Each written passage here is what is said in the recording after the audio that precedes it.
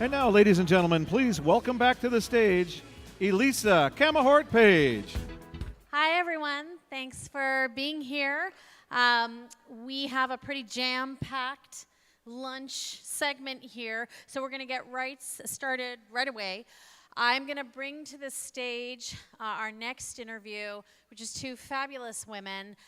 First, the founder of Mama Glow and a lifestyle and wellness expert in doula, Latham Thomas, joined by 9-time Grammy Award winner, who is also a 10-year breast cancer survivor, Sheryl Crow. Mama, don't let your babies grow up to be cowboys. Hello. Hey guys.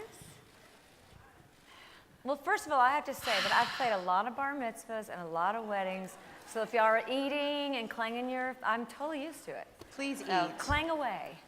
Amazing. So I'm so excited that you're here today, and thank you so much for being here.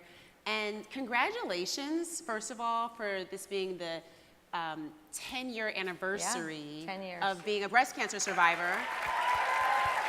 Yeah, huge. Yeah, that's a big one. That's It's a big huge. one. Yeah, you've been so blessed, and you've actually become a fierce advocate for women around health, and you've been committed to this crusade around early detection and the fight against breast cancer. So just around your mission of women needing to be advocates for themselves, can you kind of explain to us really what it means to be your own health advocate? Well, I was diagnosed 10 years ago, and I don't think about having had breast cancer so much anymore, except for when I'm getting ready to have my yearly mammography. And there is always a moment where I think, oh, what if? One of the reasons that I'm here is that it's such an amazing and hopeful time to me in the cancer research world, and that for breast cancer survivors, for those who are ultimately going to be diagnosed, the technology has become so advanced. I'm working with the Genius 3D technology, and that particular mammography machine can detect cancer 15 months earlier than anything that we've had, which can be the difference in the kind of treatment that you have. And for me, I was, just my backstory, I was very healthy. In fact, I was probably the picture of great health. I was riding my bicycle through the Alps of France, and I ate pretty well, but wasn't eating for wellness or for propagating wellness or fighting cancer. And I was diagnosed for having ductal carcinoma just from a basic mammography. Right. And it was a game changer. My life stood still at that moment, and has really not ever been the same as far as the way I look at my life and the way I treat myself. And just talking about being an advocate for yourself, one of the things that I did was I started learning about food, and I know that Kraft is here. Are you here, Kraft? Macaroni and cheese?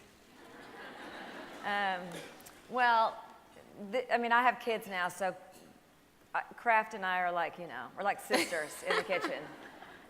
Every kid wants to eat the most neon yellow Kraft you've ever, macaroni and cheese. They don't want anything that's not like that. But just as an example, for me personally, I started eating food that was in season and food that was organic as possible.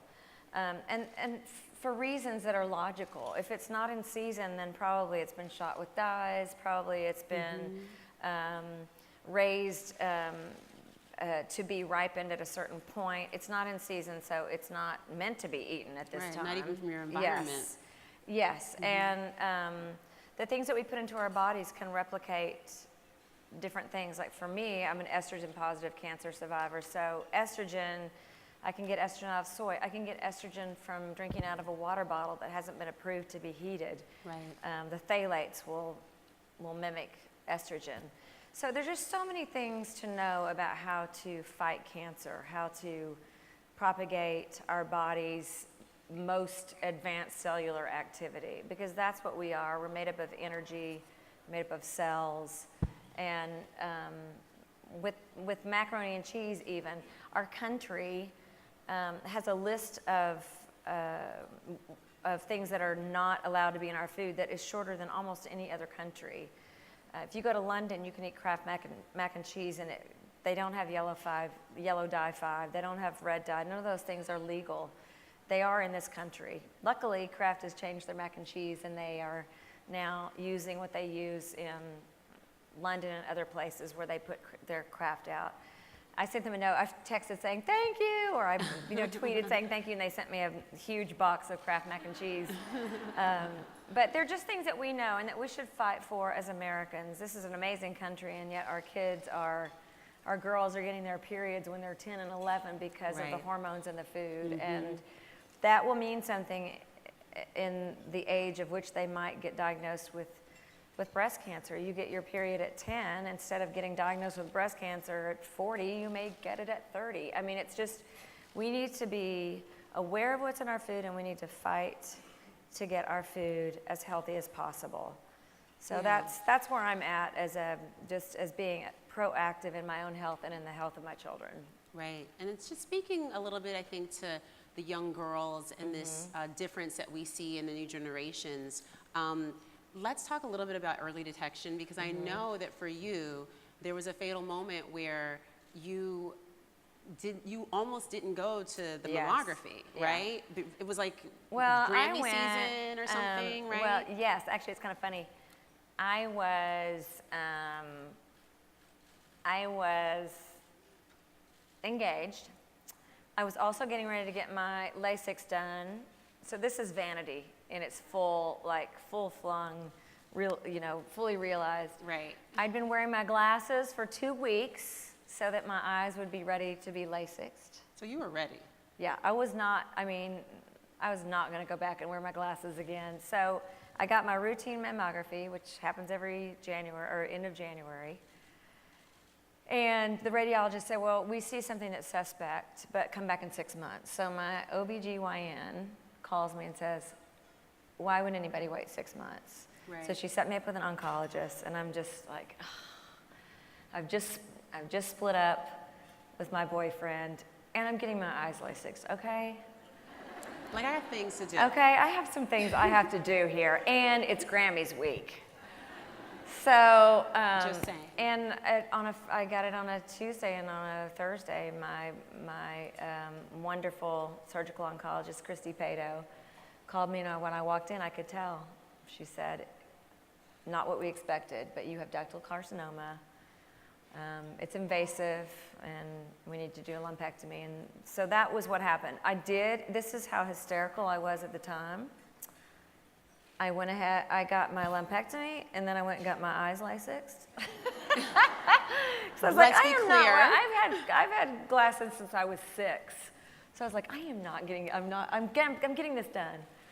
So I had my lumpectomy, and then I bought a farm in Tennessee, and I moved home, and my life started over. But one of the things I'm grateful for, is that I have an unbelievable fan base made up of a lot of women, and largely, right? yes, largely because I'm a woman. But there's a certain point where men come to see you play, and you're 54, and you're not as cool. You know what I'm saying? Right. I still have women though. And now the women are bringing their daughters. So I have an amazing outreach to women and young girls where I'm able to at least hopefully instill in them this idea that there is power in knowledge. And that power comes in knowing your family history. Because now that we are as far along as we are in our cancer research, we know that there can be a genetic component that can basically inform you that you are predisposed to having breast cancer. We know there are lots of different kinds of breast cancer, so the treatments are far advanced in being able to target. It's not like you need to go and get a double mastectomy like 30 years ago. Now we can do a lumpectomy, and you can do radiation. You can find out you are predisposed, and you can make the decision that's right for you with your doctor about how you want to go about facing the reality of this, or the knowledge that you are predisposed, knowing the terrain of your breasts, and just being diligent, yearly exams after the age of 40. And I cannot stress highly enough that now that we have this technology with the Genius 3D, to be able to go online, find out where the nearest machine is. There are 3,000 in the country. They're in every city. Find out where your closest one is. Go to genius3dexam.com, I believe it is. And find the machine, because it is the difference in, I mean, I wouldn't say life and death, although if Treatment options. Options can really vary as to whether you're stage 1 or stage 4. And Will you right now, add until to there's a this? cure, prevention is our best recourse. So speaking of prevention, will you share a little bit about your self-care? So outside of just like the things that you're doing to check, but what about the things that you do to like sort of check in with yourself? Like how do you stay balanced and grounded? And I know part of moving away and getting out of the limelight and being just like outside of Nashville on a farm with your boys, I know it's part of it, but can you speak to just sort of what Yeah. that might look like for people? Well, obviously I'm an artist, and I do look at things sort of on a meta level. I'm, just like the metaphysical aspects of these life lessons that you get dealt. My cancer, I knew was not going to be life-threatening, although, there is the odd chance that it appears somewhere else. I do believe that our environment, what we're exposed to, what's in our food, can play a part in our wellness and in the disease quotient.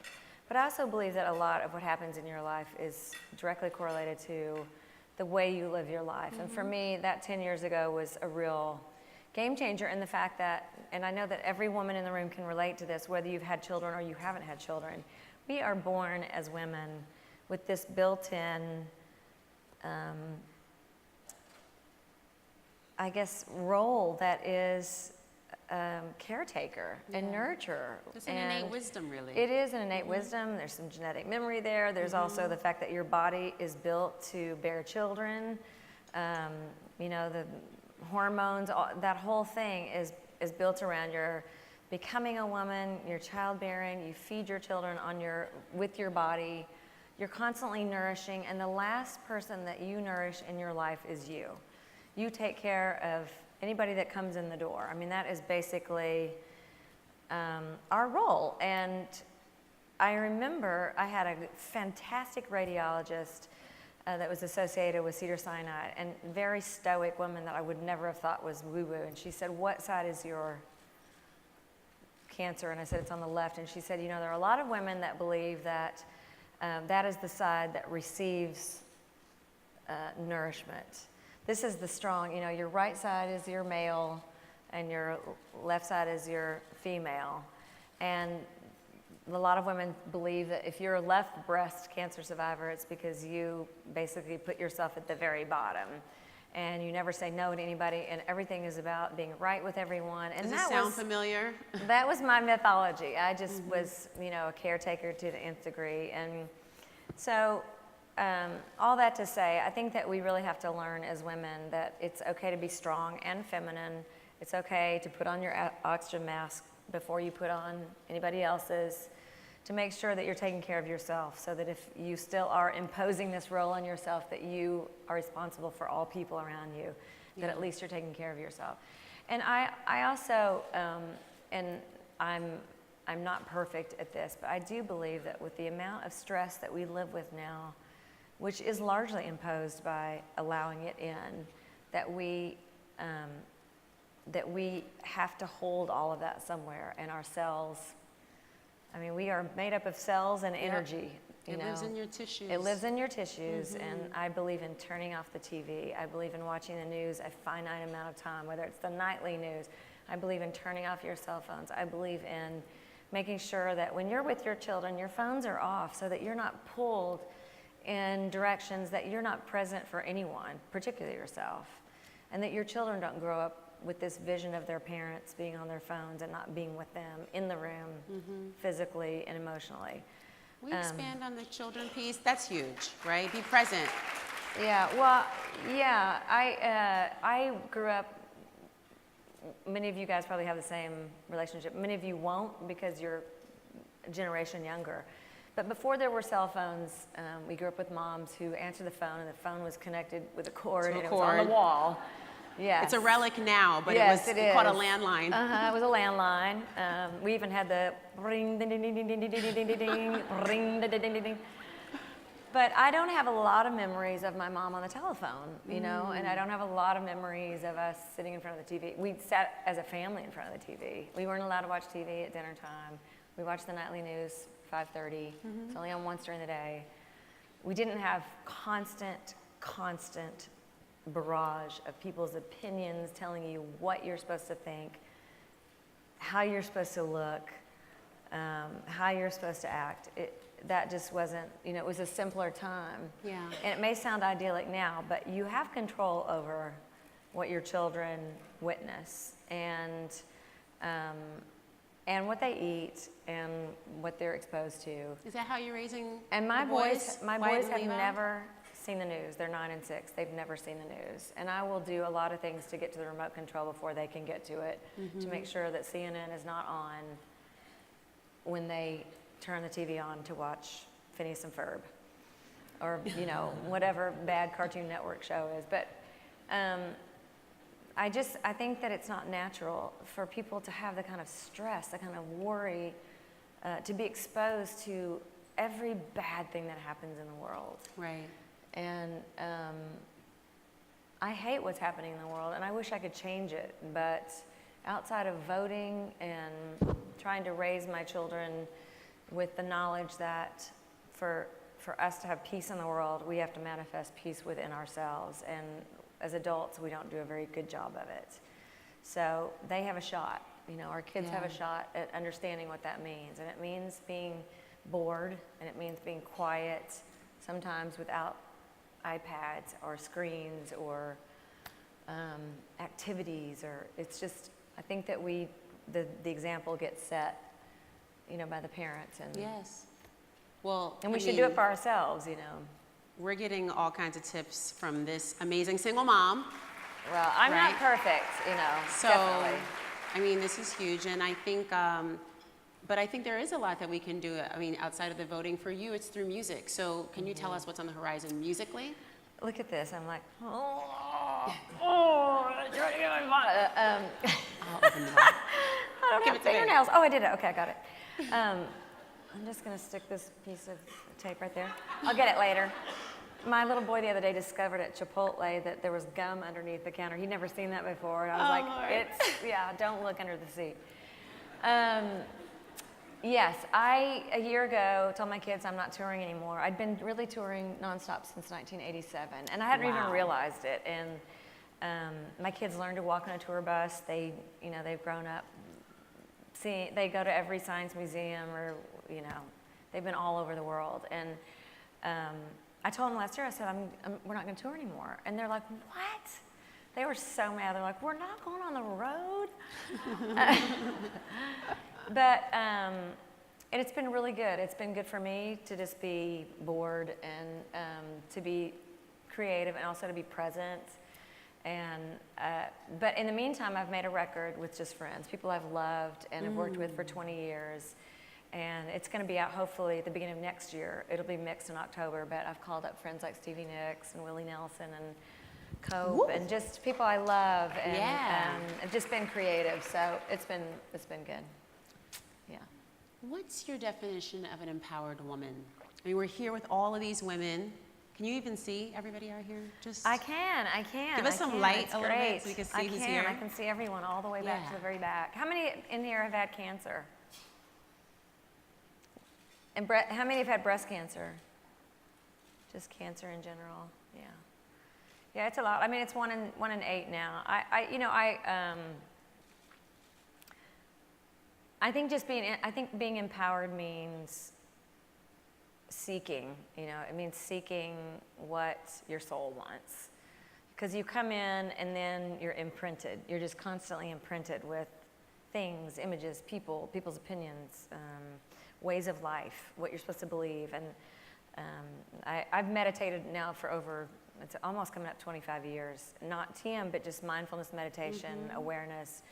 And I'm reminded every day that it's a practice, because when you meditate, you try to quiet your mind, and immediately it's, I got to remember I forgot to email so-and-so back. Okay, you're not perfect. It's a practice. Dry cleaning. Shoot, I forgot yeah.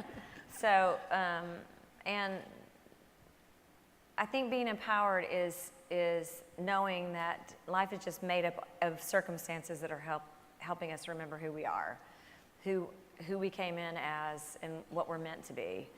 And everything outside of those reminders are little distractions along the way, and it's kind of what you make of it.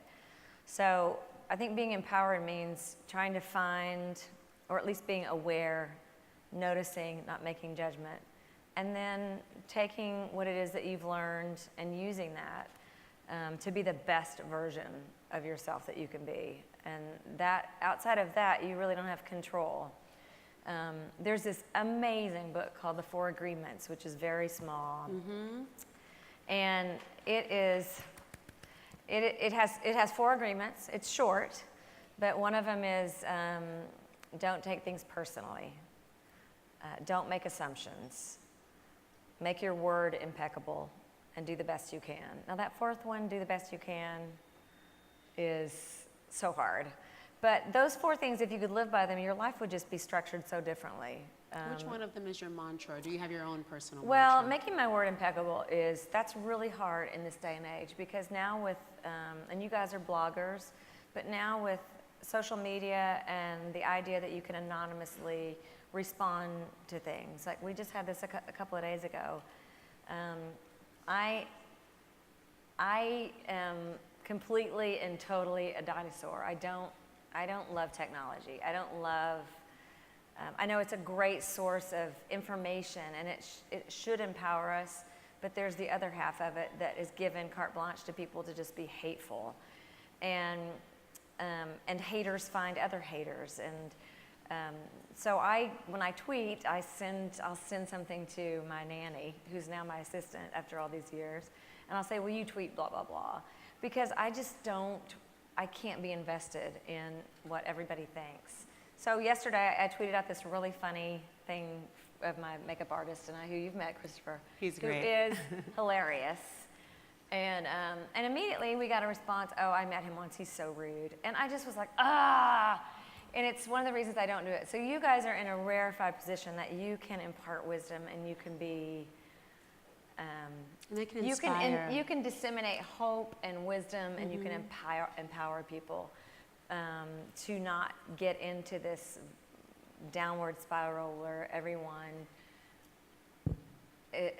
has the opportunity and the kind of self-appointed right to just say hateful, ugly things. Yeah, you know? I mean, social media is a powerful tool, but it could be a cruel master. Yeah. So we're going to use it properly, which is, I think, why everyone's here, because they have the same purpose to empower, right, and inspire people in the world. So I loved your mantra. I think that's a really great way for us to end. Like, let's be impeccable. I think we also learned about taking care of ourselves, self-care, making that a priority, especially all of us women in here who put everybody else before ourselves. And if you're 40, you know, I know it's scary. Part of the problem with the whole idea of getting a mammography is that a lot of us just don't want to know, and we're busy, and we don't have time, and we'll put it off till next year, and I can't have cancer because I'm totally healthy. And that was me, and as we get further and further along in this, the community that we call the cancer world, there's such great hope in the fact that we're getting closer and closer to a cure. But until we have that, knowledge is power. And the better equipped we are with, for instance, the Genius 3D, of knowing that you could actually wind up finding out at the very, very, very earliest stage and having to go through so very little to make sure that you have a healthy and fruitful and long life with your loved ones and your children and doing what you're doing. That's very helpful. So Knowledge is power. Thank you Yes. so much, Sheryl. thanks, guys.